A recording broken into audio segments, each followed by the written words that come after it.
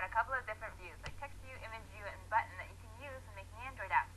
But now I have another challenge for you. The YouTube challenge. Okay, this is a screenshot of the YouTube app when you first come into it. Look at it for a moment, and can you imagine where the view bounds would go? You can pause the video while you think for a second. Okay, so this is where I would draw them. And now I want you to identify whether each of these views is a text view, an image view, or a button.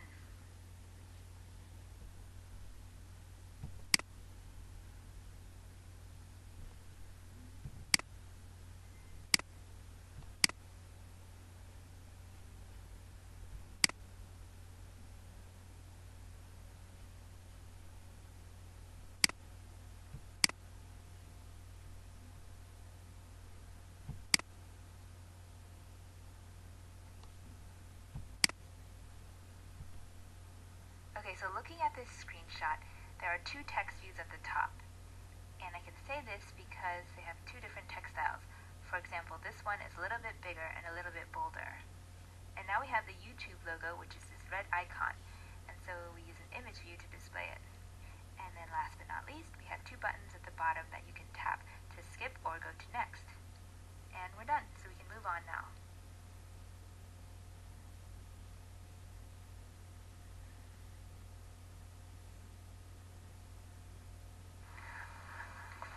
What are you doing?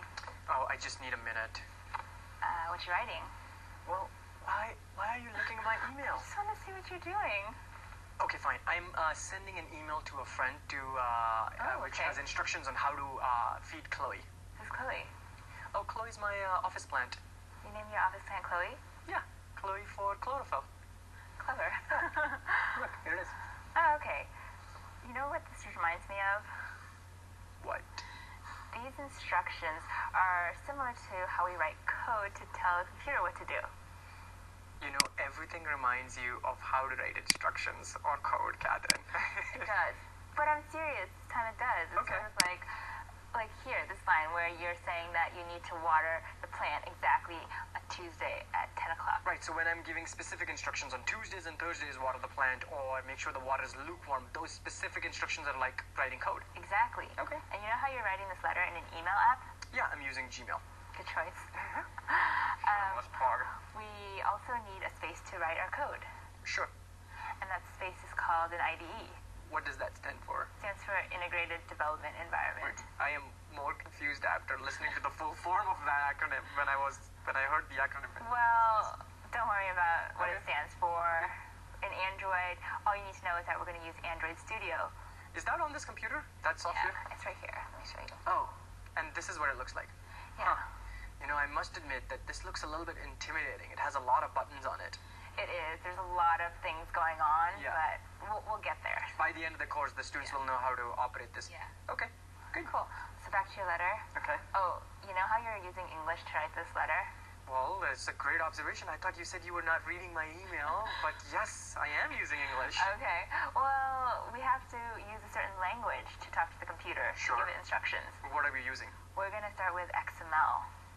You know, Catherine, you're a fan of three-lettered acronyms, it seems. First IDE, now XML. What does XML stand for? It stands for Extensible Markup Language. Extensible Yeah. markup language? What does extensible ML do? It is a way to describe how your Android app is going to look. Okay. So we can use it to build layouts. Okay, so where are you going to place things, what things you're going to place on the phone? Exactly. Okay, well, there's a lot going on in this video, so let's just do a quick recap, right?